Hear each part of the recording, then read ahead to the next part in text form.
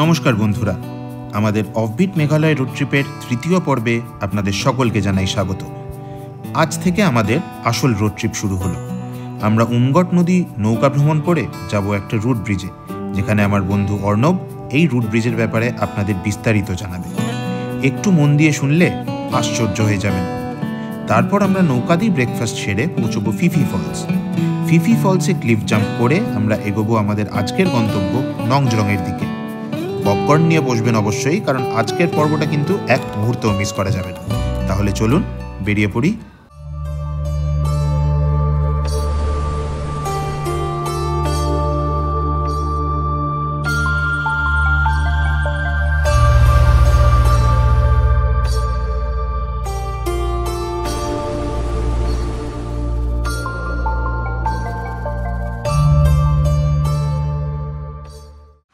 Good morning from ডকি। এখন সকাল 7:30 বাজে। আজকে আমাদের মেঘালয়ের second day. Do you know আমরা কোন ভিউতে ঘুম থেকে উঠলাম? Just a minute.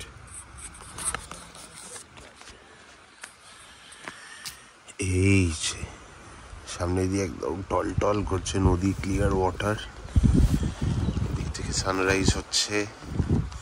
কালকে ঠিক এইখান থেকে মুনরাইজটা হয়েছিল। আর বাইরে করে ঠান্ডা হাওয়া দিচ্ছে। অ্যামেজিং লাগছে।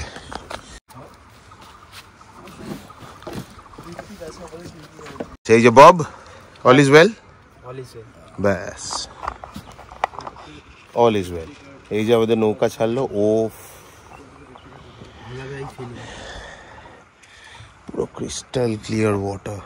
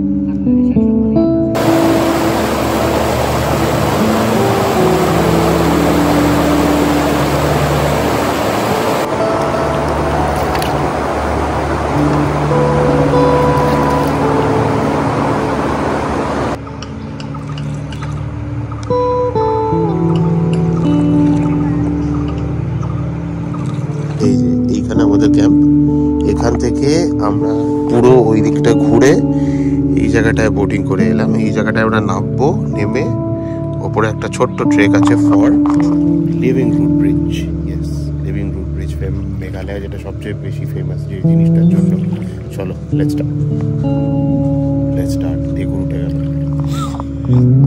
ওদের ট্রেক চালু হলো ফর লিভিং রুট ব্রিজ।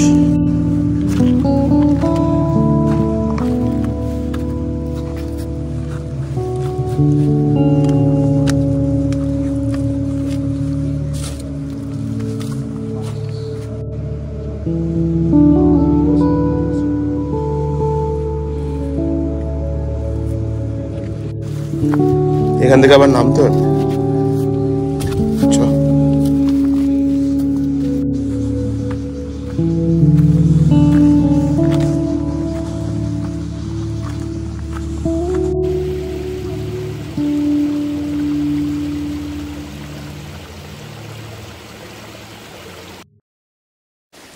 তো এই রুট ব্রিজের স্টোরিটা খুব ইন্টারেস্টিং। প্রথম কবে এর অরিজিন সেটা সম্পর্কে এখানকার লোকাল যারা খাসি পিপল আছে তারা নিজেরাও বলতে পারে না। রিটেন ডকুমেন্ট ফার্স্ট পাওয়া যায় মোস্ট প্রবাবলি 18th সেঞ্চুরির মিডিলে। হেনরি ইউল বলে এক ভদ্রলোক, তিনি এখানে এসে তার বেশ কিছু রুট ব্রিজ দেখেন আর তাই সম্বন্ধে তিনি কিছু লেখেন, যেটা এশিয়াটিক সোসাইটির জার্নালে পাবলিশড হয় 1844-এ মোস্ট প্রবাবলি। তো খাসিয়া, জয়ন্তিয়া অ্যান্ড গারো এই তিনটে হিলস মিলে আমাদের মেঘালয়। তো মেনলি খাসিয়া হিলস অ্যান্ড কিছুটা জয়ন্তিয়া হিলসে এই রুট ব্রিজ দেখা যায়, কিন্তু গারো হিলসে ততটাই দেখা যায় না। এছাড়া মেঘালয়ের বাইরে আমাদের নাগাল্যান্ডে এবং ফরেন কান্ট্রির বলতে ইন্দোনেশিয়া, বালিতেও লোকাল কিছু জায়গায় এই রুট ব্রিজ দেখা যায়। তো এই রুট ব্রিজের মেন কনসেপ্টটা হচ্ছে এই দুদিকে অ্যাকচুয়ালি একটা নদী থাকে। তো অনেক দিন আগে যখন এত ব্রিজ ছিল না, তো খাসি পিপলরা, মেঘালয়ে প্রচুর নদী আছে, খাসি পিপলরা নদীর এপার থেকে ওপার যাওয়ার জন্য তারা একটা অদ্ভুত একটা উপায় আবিষ্কার করেছিল এবং এটা প্রচণ্ডভাবে ইকো ফ্রেন্ডলি এবং খুবই ন্যাচারাল প্রসেস। তো ওরা কী করেছে, দুদিকে দুটো দেখুন আপনারা গাছ আছে, এই গাছটার নাম হচ্ছে ফিকাস ইলাস্টিকা, যাকে রাবার ফিগ ট্রি বলে এরা। তো এই গাছের যে রুটগুলো আছে, এই রুটগুলোকে গাছটা যখন আস্তে আস্তে বড় হয়, এই রুটগুলোকে এরা স্ট্রেনথেন করার জন্য রুটগুলোকে অন্য কিছুর সাহায্যে এরা বেঁধে রাখে এবং যত টাইম যায় এই রুটগুলো আস্তে আস্তে শক্ত হয়ে যায়। তারপর এই রুটগুলো ডিরেকশন নির্দেশ করার জন্য, যেমন দেখুন এই রুট ব্রিজে এরা এইটা ইউজ করেছে, এটা মোস্ট প্রবাবলি আরসিয়া ট্রির রুট। তো এইভাবে বিভিন্নভাবে রুট ব্রিজ বানানো যায়, ব্যাম্বু দিয়ে বানানো যায়, কিছু কিছু বাই হ্যান্ড করা যায়, আবার এই অন্য প্ল্যান্টের রুট দিয়েও এরা বানাতে পারে। তো এইভাবে এই রুট মেন প্ল্যান্টের রুটের ওপর এই ছোট ছোট ইয়েগুলো বেঁধে দিয়ে এরা এই ডিরেকশনটাকে নির্দেশ করে এবং যখন এই দুটো ট্রিয়ের রুট একসাথে হয়ে যায় তখন এরা ন্যাচারাল প্রসেস, এই যত দিন যায় এগুলো আরও ডেভেলপ হতে থাকে এবং প্রচণ্ডভাবে শক্ত হতে থাকে। ইভেন একটা রুট ব্রিজ বানাতে একটা জেনারেশন, 2-3টে জেনারেশন লেগে যেতে পারে, 50, 60, 70 বছর লেগে যায়। রুট ব্রিজ থেকে ফেরার পথে দেখি আমাদের হোস্টরা একটা গাছের বিশাল লম্বা শিকড়ে দুলতে দুলতে অ্যাক্রোব্যাটিক্স দেখাচ্ছে। খুব ইচ্ছে করলেও আমাদের সময়ের অভাবে ভাবলাম না, এবারের জন্য থাক, আবার কখনো এলে দেখা যাবে।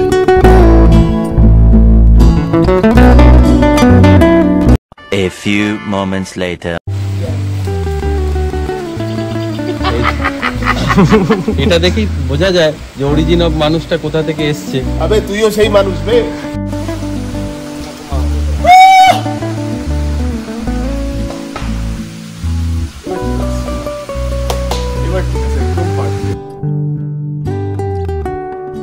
ও গাছের ডালটা কি ঝুলছে।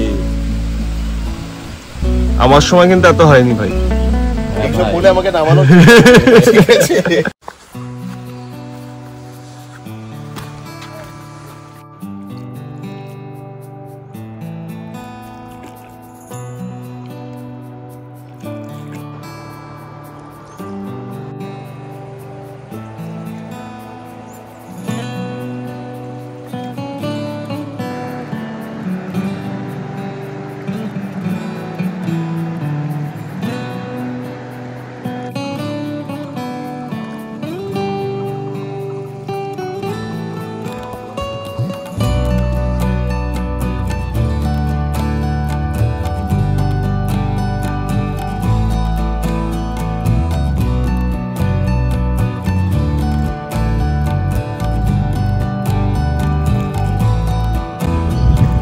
এবার ঠুকে দিয়েছে পাথর। এবার তোরা ঠুকে দিবি আমাদের সাথে। এই ঠুকে দিয়েছে।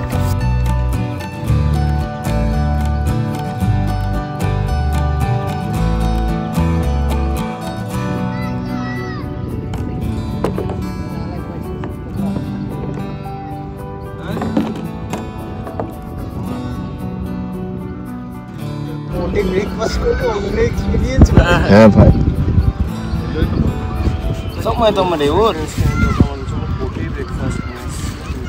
বোটে আমরা ব্রেকফাস্ট করবো। Can you imagine?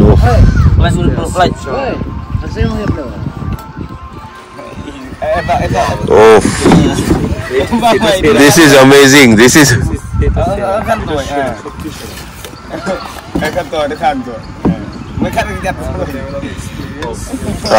আলাদাই ভাই।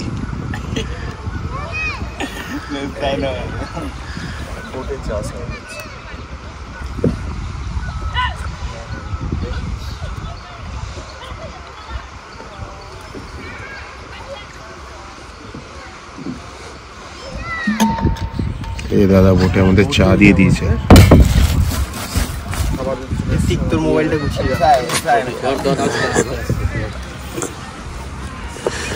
বব দুধ চা পেয়ে গেছিস? থ্যাংক ইউ ভাই, থ্যাংক ইউ ভাইয়া, thank you so much. This is of another level. উফ, সকাল সকাল। ইয়েস,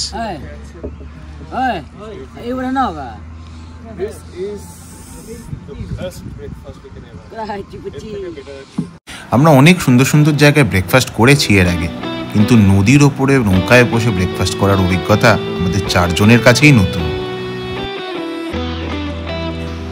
আমরা যতক্ষণে ব্রেকফাস্টটা শেষ করছি, আপনারা এনজয় করুন উমঘট নদীর বার্ডস আই ভিউ।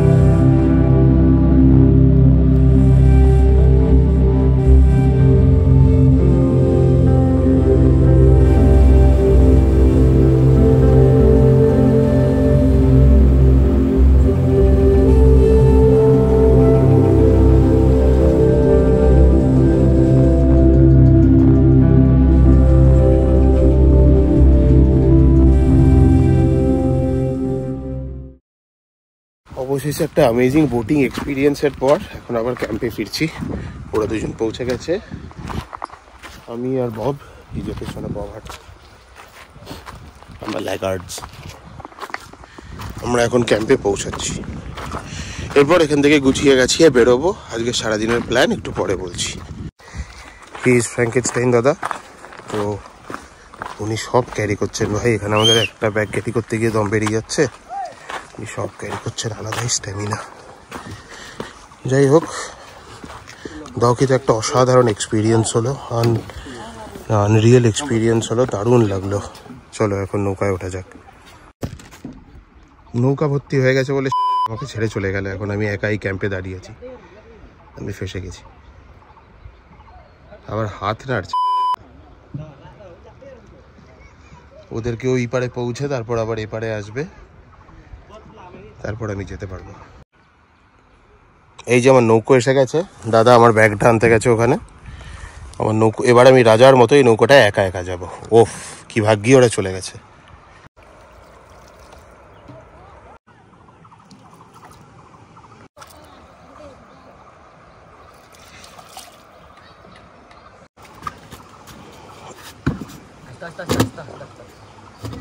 এই জায়গাটা যতটাই সুন্দর, এইবার আসলে অ্যাকচুয়ালি কঠিন জিনিসটা চালু। সিঁড়ি, কটা সিঁড়ি জানিও না, বাট হাঁটা স্টার্ট করলাম। ওই নিচে নদীর লেভেল থেকে উঠে সিঁড়ি দিয়ে দিয়ে দিয়ে দিয়ে এই অবধি এসে পৌঁছালাম। এবার এরকম করে একটা আপেল রাস্তা, একটা বিভৎস আপেল ক্লাইম্বের পর ফাইনালি এক্সিটে এসে পৌঁছেছি। সামনে parking.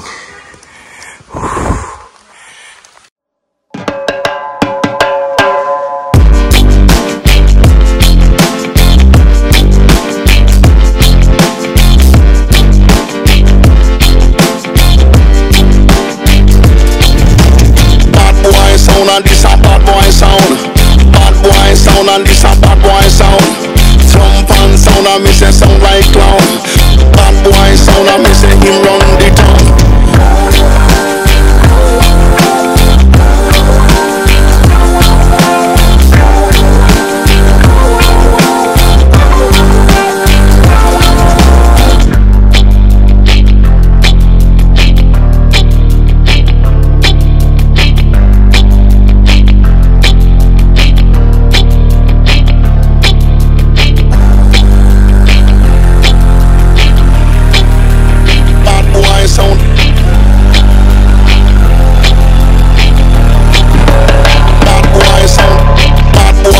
And this a bad boy sound.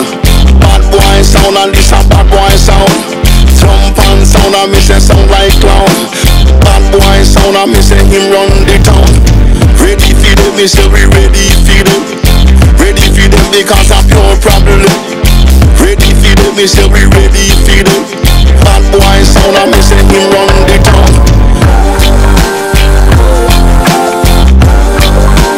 Bad boy sound.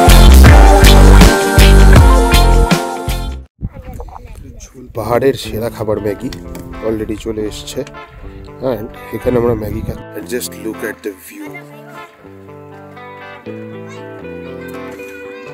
এরকম একটা ভিউয়ের সাথে এরকম একটা ম্যাগি, উফ আলাদা ব্যাপার ভাই। উফ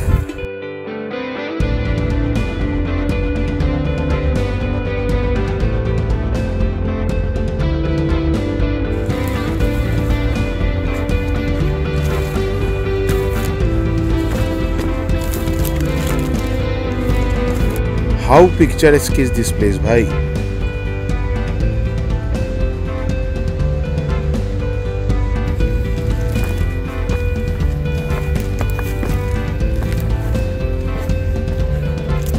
Hey,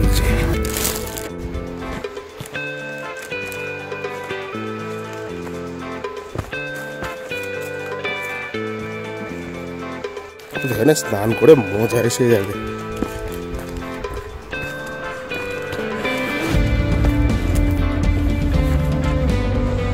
ফিফি ফলসের অনেকটা কাছে চলে এসেছি। উফ কি লাগছে দেখতে এই জায়গাটা থেকে।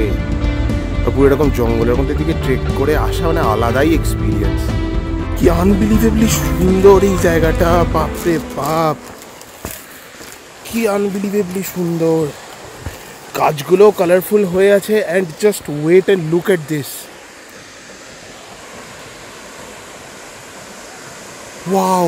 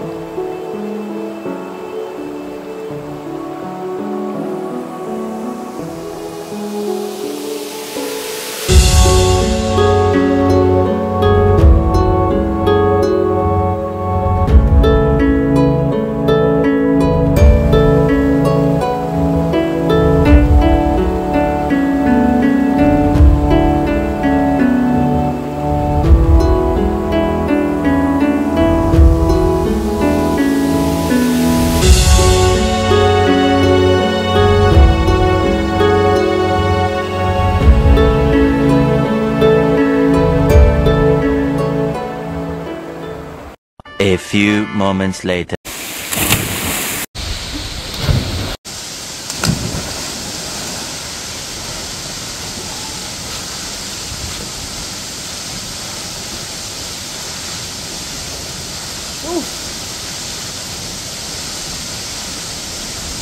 ফিফি ফলসে ওঠার জন্য পুরো এরকম একটা ট্রেল আছে।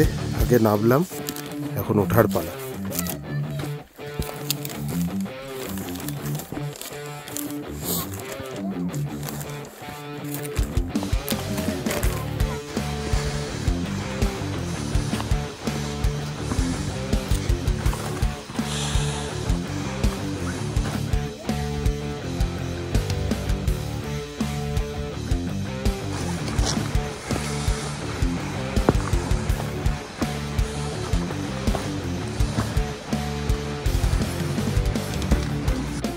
Phi Phi falls is not easy. ওই যে ওখানে ফিফি ফলসটা দেখা যাচ্ছে, ওটা অ্যাকচুয়ালি অনেক লম্বা ফলসটা। আমরা গেছিলাম একদম ফলসটার নিচে, মানে ওয়েট জাস্ট ফর কনটেক্সট, আমরা ওই লেভেলটায় চলে গেছিলাম, ওই নিচের লেভেলটায়। ওই লেভেল থেকে আবার এতটা উপরে উঠে এসেছি। ওই অতটাই নিচে গেছিলাম, চান টান করে ক্লিফ জাম্প করে পুরো বডি ফ্রিজ করে আবার এই এতটা উপরে উঠে এসেছি। এটাকে ম্যাগি খেয়েছিলাম, এখন ম্যাগির পেমেন্ট করে উইল স্টার্ট আওয়ার জার্নি। চলো। মেঘালয়ের শীতকালের রূপ এবং বর্ষাকালের রূপের মধ্যে তফাৎ কিন্তু বেশ অনেকটাই চোখে পড়ে। সেই সবুজ ব্যাপারটা কিন্তু শীতকালে থাকে না। লাঞ্চের জন্য আমরা এই লাইকাসা কিচেন বলে একটা রেস্টুরেন্টে এলাম। খুব সুন্দর দেখতে রেস্টুরেন্ট। এই যে ছোট্ট একটা প্রপার্টি, ছিমছাম, ওয়েল ডেকোরেটেড। এই যে আমাদের মিক্সড চাউমিন, খুব সুন্দর রেস্টুরেন্টটা, বেশ সুন্দর। লাঞ্চ শেষ করে এবার আমার গাড়ি চালানোর পর্ব। ঘড়ির দিকে তাকিয়ে বুঝতে পারলাম সূর্যের আলো কিন্তু আর বেশিক্ষণ থাকবে না, ফলে নন স্টপ গাড়ি চালাতে হবে। নন স্টপ গাড়ি চালিয়েও আমাদের পৌঁছতে পৌঁছতে কিন্তু সেই সন্ধেই হয়ে গেল।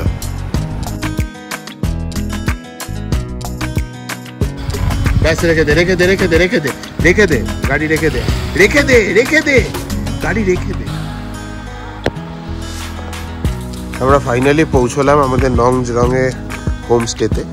এটার নাম হচ্ছে প্যামেলাস হোমস্টে।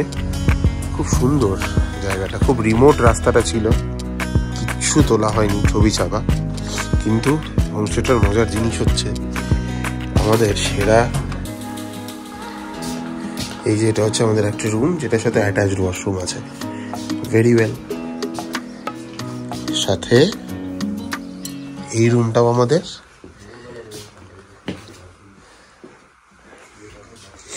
অ্যান্ড এই রুমটাও আমাদের। প্রত্যেকের ইন্ডিভিজুয়াল বেড আছে।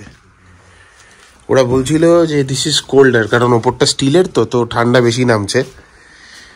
আর ওইদিকে দুটো ঘর আছে। কোথায় গেল ওই ঘরগুলো?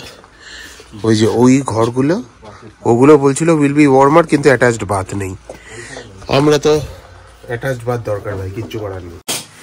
রাইস, চিকেন, সবজি, ডাল, চলছে তো আমরা all warm and cosy. Yes, it's red rice. খাওয়া দাওয়া শেষ করে আমরা সেদিনকার মতো ঘুমিয়ে পড়লাম, কারণ পরের দিন আবার অনেক ভোরবেলা উঠতে হবে।